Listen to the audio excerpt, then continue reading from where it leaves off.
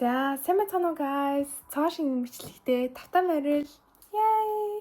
За, өнөөдрийн бичлэгээр хэдүүлээ юу ярих гээд бэлдээд ирсэн байна вэ гэхээр Герман улсуудын сул талуудын талаар би одоо хувийн зүгээс юунд дургүй гэдэг талаар яригдахаар ирлээ. За, хувийн зүгээс би бол энд Герман улсад 2 жил 1 сар амьдарсан. Тэгээ бас цөөнгөө олон Герман найзуудтай хүний үднээс яг Герман хүмүүсийн, Герман улсын яг юу жоохон асуудалтай санагддаг вэ? Юун дээр бас сул талтай санагддаг вэ гэдэг талаар эмчилгээндээ хуваалцахаар ирлээ. Би тэгээд бичлэгээ эхлэхээс өмнө бас курц мэдээлэл хийчихье. За энэ нь бол ямар ч тийм Герман үндэстний үзэн ядаад өдөө хатгсан тийм бичлэг биш байна. Тэгээд зүгээр хүмүүсийг Герман улсад хэрвээ ирэхгээ сонирхоод Герман улсын талаар ямар юм байдгийн бол тий боддоор харъя бодод хүний жишээний сонсноо гэд орж иж байгаа хүмүүс байл. Тэр хүмүүс зүгээр бодод төсөөлөл олохын тулд тэг яг Германд ийм зүйлс яг байдгиймаа гэсэн Герман найзтайгаа ярилцсныхаа үндсэн дээрээс хүмүүсийн бичлэг санаа бод сэтгэлээс ч гэсэн шингээж авч энэ бичлэгийн агуулганд оруулж байгаа болохоор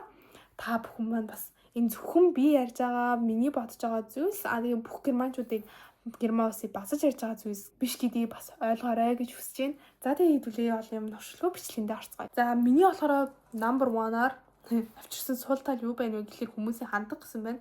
За энийг бол Германд байж утсан бол байгаа эсвэл хүмүүс бүгдээрээ надад санал нийлэх байгаа. За энэ юу вэ гэхээр монголоор хөгдөгд хэлдэг штеп. Гоншигнуур гэдэг. За энэ нь би яагаад ингэж хэлж байгааг гэхээр хүмүүс энд нэрэл амар гоншигнох дуртай. Ямар юмны талаар комплейн хийх дуртай. Энийг болохоор Германд бишверден гэдэг байхгүй юу? За юмныг бол дандаа ер нь бишверден болох дуртай. Тэгэл энэ таалагдахгүй байх, тэр таалагдахгүй байх, миний энэ болохгүй байх, тэр болохгүй байх. Би энэ дээр ингээд ядраад байна, энэ маань хэцүү байна гэдэргээд. Тэг ингээд ер нь бол Монголын соёлоор бол сурсанчлан бол жоохон ингээд дугаанаад юмаа хий гэдэг зүйл бол энд баг үйлчилдэггүй.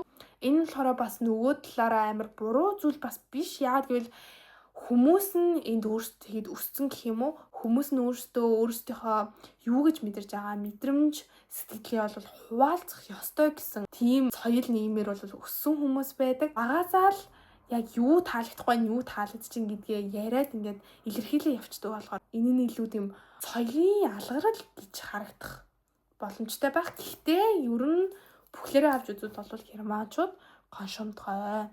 Хоёрт нь бол Герман хүмүүсийг бол дүрмсэг хүмүүс гэдэг бол бүгдээ ер нь бол сонсч ийсэн мэддэг тийм ээ.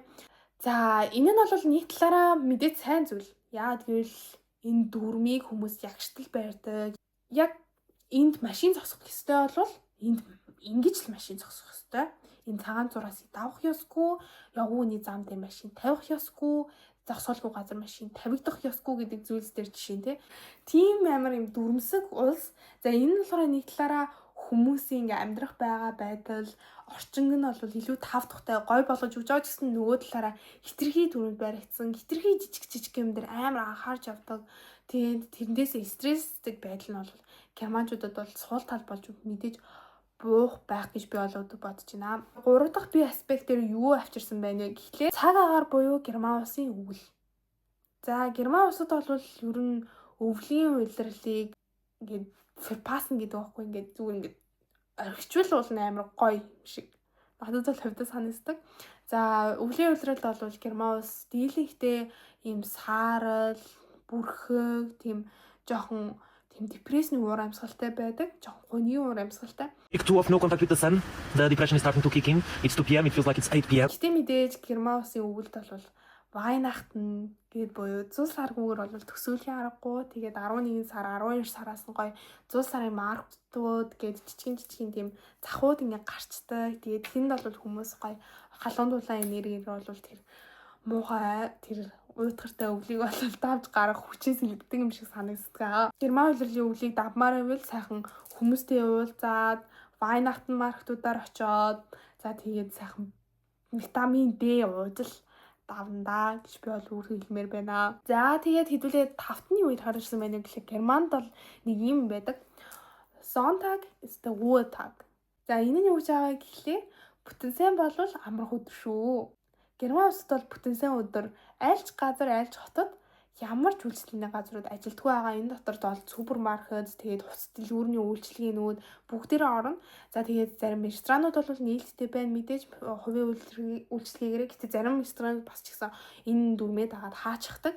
За энэ нь болохоор бас нэг амар бишэл болж хүнд очихгүй байж магадгүй. Гэхдээ хүн ер нь жоохон мэдлэгтэй тий ирж байгаа эсвэл хүүхдүүд байвал жоохон ингэ мэдээд бүтэнсээ өдөр бол бүх юм хааждаг болохоор би хагасаа өдөртөө нэгт хүртэлх хүнсээ цуглуулчих гэдэг ч юм уу тий эсвэл надад юу хэрэгтэй болох вэ тэднийг авчи. Гэхгүй л бол бүтэнсээ өдөрч гараад юм хэм олно. Яг хэрэгтэй нэг юм болсон байхад тэрийг олно гэдэг бол үнэхээр худлаа. Тийм болохоор жоохон тактиктэй ажиллах нь байх нэ. За энэ 6 дахь нь юм байна. Юу авчирсан бэ гэхээр энэ дээр бол би яг хамгийн анх гих ч юм уу эсвэл бол би бол Герман интерснийхаа дараа хамгийн анх бол Монгол улс маань бүр энэ дээр бол хөгжлөөр хол илүү юм байна шүү дээ гэж бодож исэн. Тэрний юу вэ гэхээр банкны систем. Би бол нэг талаараа бол Монгол улсын төлбөр тооцооны систем энэ англиэл те төрлүүдэр бол хоол тасарсан гэж бол би өөрөө хувьдаа бол хэлнэ үнэхээр мундаг тэртэл дээрээ банкнууд үнэхээр сайн ажилдаг. Одоо юу гэдэг Монголын бол ямар ч банкнаас ямар ч банк руу шилжүүлэхийн хооронд л тэгээд нөгөө банкныхаа даасанд орчдөг тийм үү. За тэгээд төлбөр тооцооны хэсгээр ч гэсэн зөвхөн хүмүүс карт, бэлэн мөнгө гэсэн ганцхан төлбөрийн төрлүүд байдаггүй шүү дээ. QR гэж байна. За мобайл гэж байна тий бүр болохгүй бол за тэгээ Monpay гэдэг зөндөө олон pay гэдэг аппликейшнуд байдаг.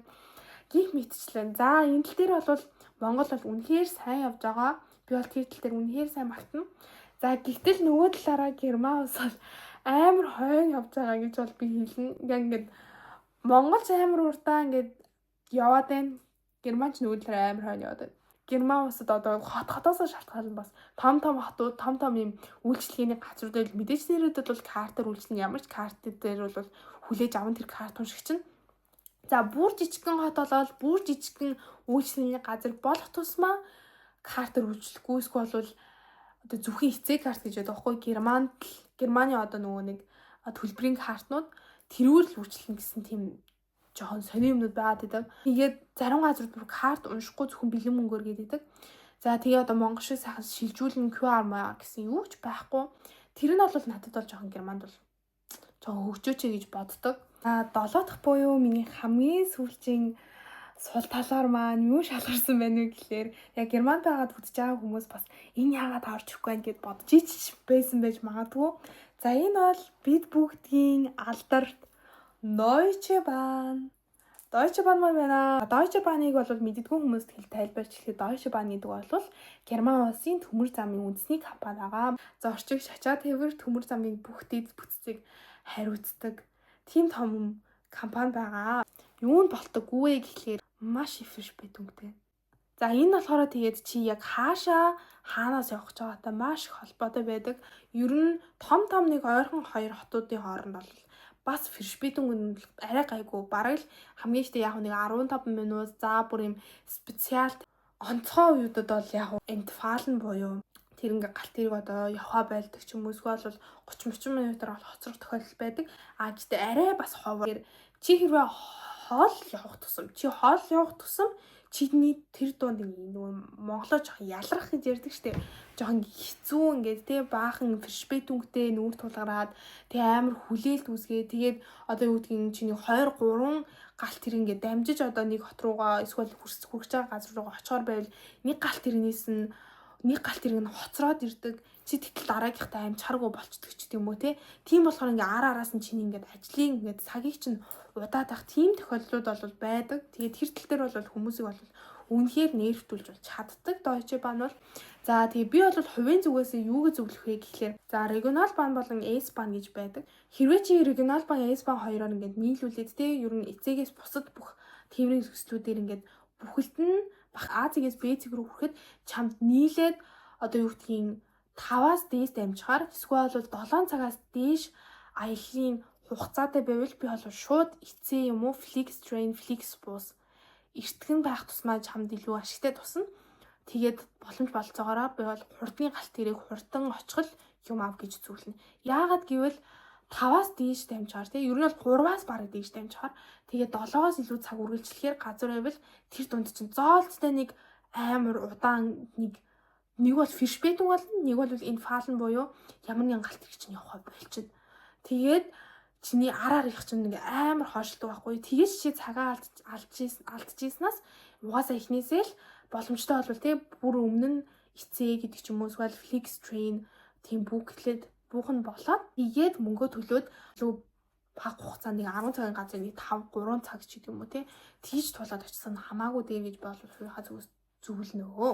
За нэг ийм зүйлсүүд бол авчирсан байна. Тэгээ мэдээж уус хүрэн басан л хойно хийх юмс бол зөндөө байлаа. Тэгээд энэ нь бол яг Герман улсын бүхэлд нь муу болгож байгаа зүйл бас биш. Бүхэлдээ ямар ч үс уус орно гэж битэж байхгүй. Тийм болохоор эднэрээ ч гэсэн хүмүүст бодит төсөөлөлтэй бодит харах үнцэг бий болгох журмаар бол ийм бичлэг байх ёстой, хүмүүс ч гэсэн үзэж явах ёстой гэж би бол бодож байна. Тэгээ та бүхэн Герман улсын талаар ч юм уу эсвэл гадаадд сурах талаар өөр юм мэдмээр байна. Та бүхэн комент бичиж хүлжээгээрэй. Энэ удаагийн дугаарт маань хамт байсан та бүхэнд баярлалаа. Тэгээ дараагийн дугаар хүртлээ түр баяртай.